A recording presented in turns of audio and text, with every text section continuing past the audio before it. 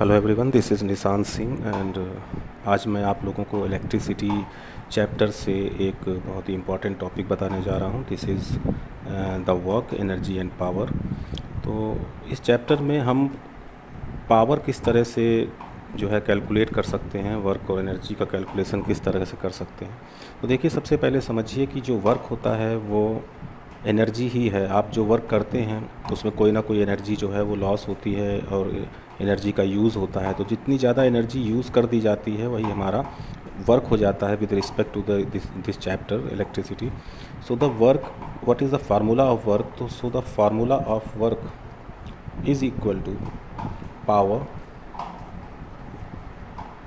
into time.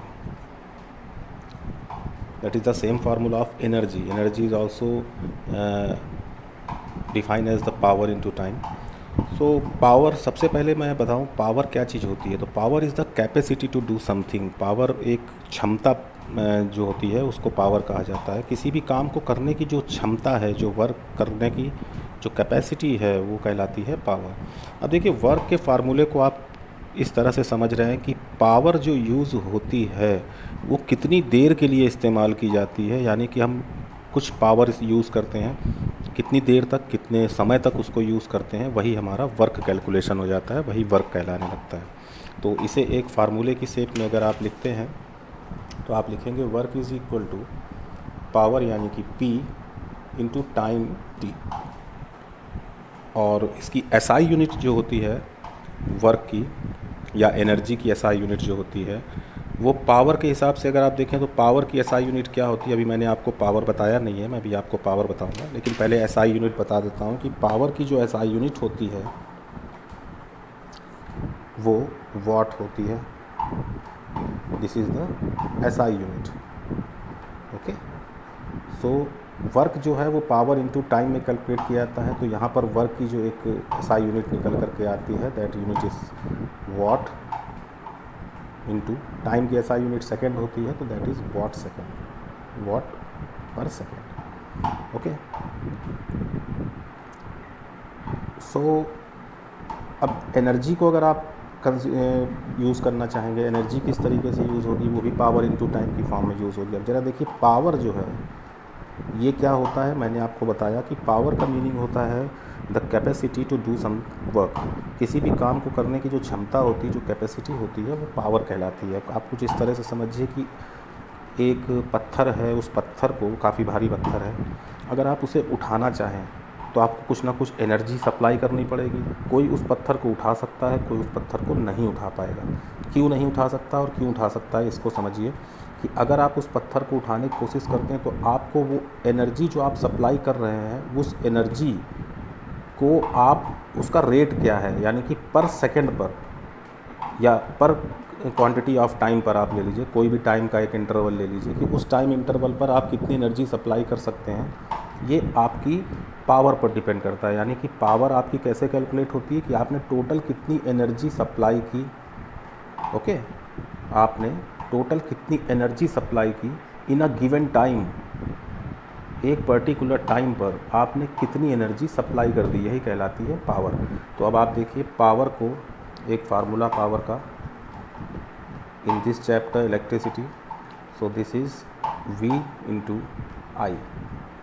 Power is equal to V into I. ये कैसे आपने डिराइव किया? एनर्जी पावर इंटू टाइम होता है, ठीक है, वो तो सही है, लेकिन एनर्जी का जो फार्मूला होता है वो होता है V into I into t. Okay, so energy का जो फार्मूला है V into I into t, या वर्क का जो फार्मूला है V into I into t, दोनों सेम फार्मूलाज होते हैं। अब आपने V into I into t यहाँ पर रखा, यानी कि पावर का फार्मूला कहाँ से आपने डिराइव किया, that is V into I into T upon T. T से टी कैंसिल हो गया तो आपके पास बचता है V इंटू आई। तो ये आपका पावर का फार्मूला हो गया। तो पावर की SI यूनिट आपको क्या बताई मैंने, वॉट होती है, लेकिन एक और आपके पास यूनिट होती है जो आपने यहाँ से जो है डिराइव की है। देखिए क्या है, V यानी कि वोल्टेज। वोल्टेज की क्या होती है SI यूनिट, वोल्ट होती है, VOLT वोल्ट। और I की क्या होती है, एम्पियर। तो आप इसे कह सकते हैं वोल्ट एम्पियर। ओके, और दूसरे शब्दों में आप इसकी जो मेन यूनिट है वो होती है what. Okay, so what of इसकी यूनिट मान के चलिए, इसे हम कैपिटल W से डिफाइन करते हैं। ओके, तो ये हो गया आपका वर्क, एनर्जी एंड पावर। इसमें कुछ जानने लायक बातें ये हैं, क्योंकि अब इनमें कुछ डेराइव्ड फार्मूलाज भी हैं, जैसे कि आप देख सकते हैं कि पावर का ये फार्मूला V इंटू आई होता है, तो इसका आप एक दूसरा फार्मूला भी निकाल सकते हैं। जैसे कि आप ओम्स लॉ यूज़ करिए, ओम्स लॉ यूज़ करके आप V को वहीं रखा रहने दीजिए। आई की वैल्यू क्या होती है ओम्स लॉ के हिसाब से, तो आपने बनाया V is equal to I into R होता है, तो आई की वैल्यू V अपॉन आर होती है। आई की वैल्यू V अपॉन आर निकलती है, तो आप यहाँ पर रख देते हैं, तो V अपॉन आर वैल्यू रख दी, तो ये आपका फार्मूला बन गया V स्क्वायर अपॉन आर। तो ये एक पावर का formula V square upon R भी होता है। एक दूसरा फार्मूला आप और रख सकते हैं, that is I square R, वो भी पावर का फार्मूला होता है। वो कैसे आया, वो भी आप ऐसे ही निकाल सकते हैं, V is equal to I R से। ओके, तो वो भी आप निकाल सकते हैं, V is equal to I R से। V is equal to I R, V की जगह पर आप उसे रखिए, तो आपका ये फार्मूला V की power is equal to I square upon R आ जाएगा। तो आपके पास पावर के तीन फार्मूलाज हैं, P is equal to I square upon R, P is equal to P is equal to I square R, P is equal to V square upon R and P is equal to V into I. ये तीन formulas आपके पास हैं। Okay, V square upon R, I square R and V into I. तो ये तीन formulas भी आपको क्लियर हो गए होंगे, आपकी बुक में है, आप उसे देख सकते हैं। कुछ इम्पॉर्टेंट फैक्ट्स हैं, जैसे कि horse power. What is the horse power? Horse power क्या होता है? अश्व शक्ति हिंदी में बोला जाता है। तो हॉर्स पावर की वैल्यू जो होती है वो पावर ही होता है, पर कितने पावर को हम हॉर्स पावर कहते हैं? तो 1 horse power is equal to 746 watt, ऐसा बोला जाता है, जबकि इसकी एक्चुअल वैल्यू 745.7 वाट होती है। 745.7 वाट होती है, लेकिन जहाँ कहीं भी आप 746 वाट देखते हैं तो आप उसे 1 हॉर्स पावर कह देते हैं कि ये 1 हॉर्स पावर है। और ये ब्रिटिश सिस्टम में हॉर्स पावर में लिखा जाता है, दैट इज़ 746 वाट। तो आई थिंक ये क्लियर हो गया होगा आप लोगों को। कुछ बहुत ज़्यादा समझने के लिए इसमें ऐसा नहीं था, आप फार्मूला बेस जो है इसको समझ सकते हैं। एनर्जी और पावर की डेफिनेशंस आपको पता ही है कि वर्क क्या होता है। तो वर्क जो है वो एनर्जी है, the change energy is called the work. Energy जितनी ज़्यादा यूज़ की जाती है उतनी वर्क होता है। और वर्क जो है वो पावर इनटू टाइम, यानी कि total capacity to do something work, और कितनी देर तक वो काम किया गया, यानी कितनी एनर्जी कंज्यूम की गई, वही वर्क कहलाती है। वर्क का फार्मूला पावर इनटू टाइम होता है।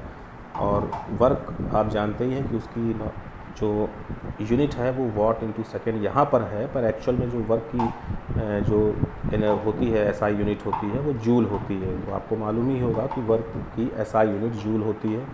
ओके, और एनर्जी की भी वही एसआई यूनिट होती है, जूल। तो अब आइए आगे चलते हैं और इसमें कुछ न्यूमेरिकल्स को सॉल्व करने की कोशिश करते हैं। मेरे पास यहाँ पर कुछ न्यूमेरिकल्स हैं, पहले से मैंने क्वेश्चंस लिखे हुए हैं। हमारे पास एक न्यूमेरिकल है, that is an electric bulb is connected to 220 volt generator. एक बल्ब है, इलेक्ट्रिक बल्ब है, जो एक 220 वोल्ट जनरेटर से कनेक्ट किया गया है, 220 वोल्ट जनरेटर से। ओके, यानी कि वो जनरेटर जो पोटेंशियल डिफरेंस दे रहा है वो 220 वोल्ट का है। The current is 0.50 ampere. अब उसमें से जो करंट पास होता है वो 0.50 एम्पियर होता है। अब बताओ कि वो जो बल्ब लगा हुआ है वो बल्ब कितनी पावर जो है उस बल्ब की होगी, कितनी पावर जनरेट करेगा। तो अब बहुत ही सिंपल है, कुछ नहीं है। आपको गिवन क्या है आप पहले वो देख लीजिए। सबसे पहले आपको पता होना चाहिए गिवन क्या है। तो आपको आई गिवन है, I is equal to 0.50 ampere. आपको V गिवन है, V is equal to 220 volt. आपको निकालना क्या है, पावर। पावर का फार्मूला आपको पता है, V इंटू आई होता है। आप वैल्यू रख दीजिए 0.5 इंटू 220, दैट इज़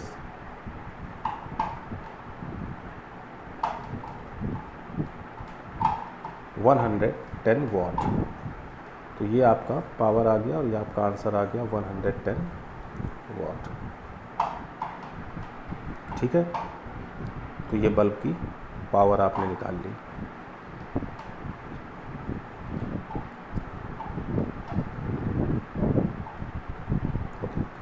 अब इसी तरह के और भी न्यूमेरिकल्स आपकी बुक में होंगे, आप उन्हें सॉल्व कर सकते हैं, कोई बहुत ही टिपिकल नहीं होते हैं। कुछ चीज़ें आपको बस ये समझनी पड़ेंगी, जैसे कि मैंने आपको अभी पीछे बताया है कि power is equal to v² लिखा हुआ है, तो इससे आप कुछ चीज़ें अपनी तरफ से समझ सकते हैं। जैसे कि अगर मैं आपको समझाना चाहूँ तो कुछ इस तरह से भी आप समझ सकते हैं कि अगर P is equal to v²/r होता है तो इसका मतलब हुआ कि P जो है वो इस तरह से, देखिए दोनों का रिलेशन भी लिखा जा सकता है कि P is inversely proportional to the resistance, यानी जितनी पावर बढ़ेगी उतना ही रेजिस्टेंस कम होगा, जितनी रेजिस्टेंस बढ़ेगी उतना ही पावर भी कम होगा। तो ये दोनों इन्वर्स प्रोपोर्शनल होते हैं। तो अगर कोई आपसे पूछे कि रेजिस्टेंस बहुत ज़्यादा है तो आप कहेंगे पावर कम हो जाएगी, अगर आप कहेंगे पावर बहुत ज़्यादा है तो रेजिस्टेंस कम हो जाएगा।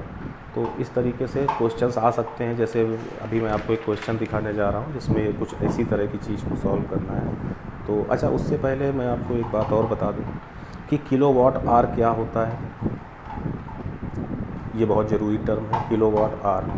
यहाँ पर वाट को किलोवाट में पहले आप चेंज करिए, और आर जो है यानी कि प्रति घंटा, यानी 1 घंटे में किलोवाट आर। तो इसी किलोवाट आर को हम 1 डोमेस्टिक यूनिट कहते हैं, यानी इलेक्ट्रिसिटी की जो डोमेस्टिक यूनिट होती है, जो हमारे घरों में मीटर लगे होते हैं, आप जानते होंगे, उसमें यूनिट के हिसाब से पैसा आता है, कितने यूनिट आपने खर्च किए हैं। अगर आप 50 यूनिट लाइट आपने खर्च की है तो उसका क्या मीनिंग होता है, तो 1 किलोवाट आर जो है उसका मीनिंग होता है 1 यूनिट। तो अब आप देखिए 1 किलोवाट आर को किस तरह से निकाला जाता है। अगर आपको सबसे पहले तो 1 वाट और 1 किलोवाट का मीनिंग क्या हुआ, तो पहले तो एसआई यूनिट में आप इसको चेंज करके एक बार देखिए। तो 1 किलोवाट जो होता है वो 1000 वाट के बराबर होता है, और जो 1 आवर होता है वो 1 आवर का सीधा सीधा मीनिंग क्या हुआ कि 60 मिनट्स, यानी कि 60 मिनट्स के बराबर होता है। लेकिन मिनट भी एसआई यूनिट नहीं है, एसआई यूनिट है सेकंड, तो आप इसे सेकंड में पहले कन्वर्ट करेंगे तो 60 × 60 सेकंड हो जाएगा। तो यानी 1000 वाट इंटू 60 × 60 सेकंड, तो that is 1000 into 3600, that is watt second. अब आप इसको आगे सॉल्व करते हैं तो आपका आंसर आता है 3.6 इंटू 10⁶ जूल। ये आपकी टोटल एनर्जी हो गई, that is kilowatt hour. Okay, तो 3.6 इंटू 10⁶ जूल। तो and the example is an electric refrigerator, एक फ्रिज है आपके घर में, rated 400 watt, operate 8 hour per day. वो 400 वाट का है और रोज़ 8 घंटे चलता है, एक दिन में 8 घंटे चलता है। What is the cost of the energy to operate it for 30 days at ₹3 per kilowatt our. देखिए यहाँ पे ₹3 पर किलोवाट आवर का मतलब दिया हुआ है ₹3 पर यूनिट। किलोवाट आवर का मीनिंग मैंने अभी आपको बताया, पर यूनिट होता है, ठीक है। तो ₹3 पर किलोवाट के हिसाब से ये क्वेश्चन बन रहा है कि एक इलेक्ट्रिक रेफ्रिजरेटर है जो 400 वाट पर ऑपरेट करता है 8 घंटे पर डे। यानी कि अब आपको क्या क्या गिवन है, तो सबसे पहले तो आपको पावर गिवन है, पावर इज़ 400 वाट। फिर आपको क्या गिवन है, टाइम, लेकिन ये टाइम सेकंड में नहीं है, ये आवर पर डे में है। तो आप या तो इसे किलोवाट में बदल लीजिए, तो ये आवर पर डे के हिसाब से आप निकाल सकते हैं। ओके, तो किलोवाट आवर में ही निकालना, क्योंकि ₹3 पर किलोवाट आवर पे है। तो आप इसे 30 दिन तक चलाते हैं इस फ्रिज को, 8 घंटे रोज़। तो चलिए देखते हैं। तो सबसे पहले तो इसे किलोवाट आवर में कैसे कन्वर्ट करेंगे, तो 400 को आपको किलोवाट में कन्वर्ट करना है। आपने कैसे किया, 400 वाट है, इसे अगर किलोवाट में कन्वर्ट करना है तो आपको 1000 से डिवाइड करना पड़ेगा। तो दिस इज़ कॉल्ड द 4/10। तो आप इसे 0.4 किलोवाट भी कह सकते हैं। ओके, अब आप आइए, टाइम क्या है हमारे पास, तो टाइम आर में दिया हुआ है और हमें आर में ही रखना है क्योंकि किलोवाट आर में हमें कैलकुलेट करना है। तो टाइम को सेकंड में लेके नहीं जाएंगे। तो यहाँ पर 8 आवर टाइमिंग है, 8 आवर, और चलता कितने दिन तक है, 30 दिन, यानी 30 डेज़। तो टोटल कितने घंटे चला, तो वो आप 8 × 30 कर लेते हैं तो आपको मिल जाता है कि 8 × 30 that is 240 our.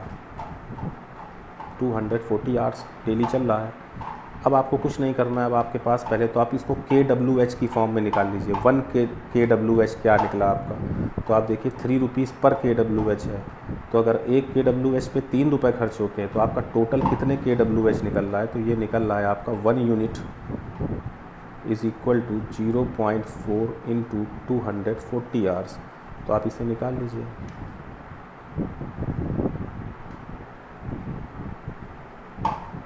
That is 96 units आता है, यानी कि दिस इज़ 96 किलोवाट आवर।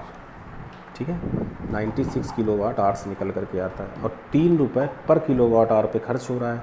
तो टोटल कॉस्ट क्या है, तो cost is equal to 3 rupees into per kilowatt hour है, तो आपको 96 टोटल किलोवाट आवर दिए हुए हैं, तो इसमें आप इसको कैलकुलेट कर सकते हैं। Okay, this is rupees 288 rupees का टोटल खर्च आपका एक महीने में आता है। और वो 288 रुपये, I think the calculation is right, the 360 okay, this is 288 rupees. Okay, question को सॉल्व करने का तरीका आपने समझ लिया होगा कि किलोवाट आवर का मतलब 1 यूनिट होता है। तो पहले हम कोशिश करते हैं कि हमारे पास जो भी पावर है और जो टाइमिंग दी हुई है उसे हम पहले किलोवाट आवर में ले करके आएँ। तो 1 यूनिट आपने यहाँ पे निकाल ली, दैट इज़ टोटल यूनिट्स जो आपने निकाली हैं वो 96 यूनिट्स आती हैं।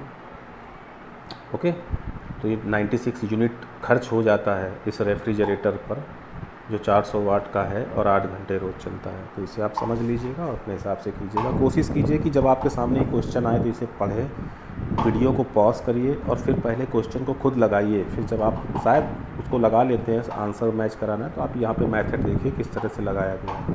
क्वेश्चन को पहले से ही देख लेने से थोड़ा सा आपका लॉजिक जो है वो सेट नहीं हो पाता है, आपका माइंड अपनी तरफ से चलना चाहिए। तो इसे आप अपनी तरफ से कोशिश कीजिएगा लगाइए। तो चलिए एक नेक्स्ट क्वेश्चन और है, 2 बल्ब्स हैव रेटिंग 100 वाट।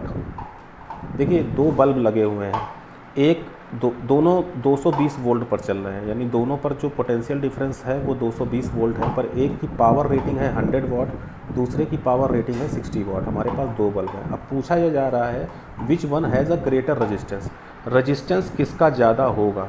तो पहले तो आपके पास एक इजी मेथड है और वो मेथड ये है कि आपको पावर का एक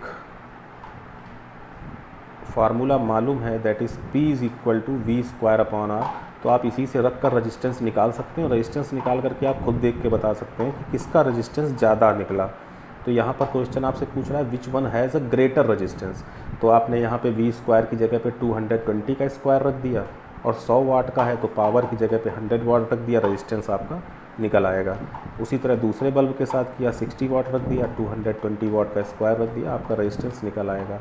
लेकिन अभी मैंने आपको पीछे पेज पर एक बात बताई थी, that is P is directly proportional to 1/R, यानी पावर अगर ज़्यादा है तो रजिस्टेंस कम होगा और अगर पावर कम है तो रजिस्टेंस बढ़ेगा। तो यहाँ पे देखिए ये 100 वाट की पावर का है, ये 60 वाट की पावर का है, तो रजिस्टेंस किसका ज़्यादा होगा। आप इसे खुद सॉल्व करिए, निकालिए और कमेंट बॉक्स पर बताइए कि आपका आंसर क्या आता है। आज के लिए बस इतना ही। Thank you so much.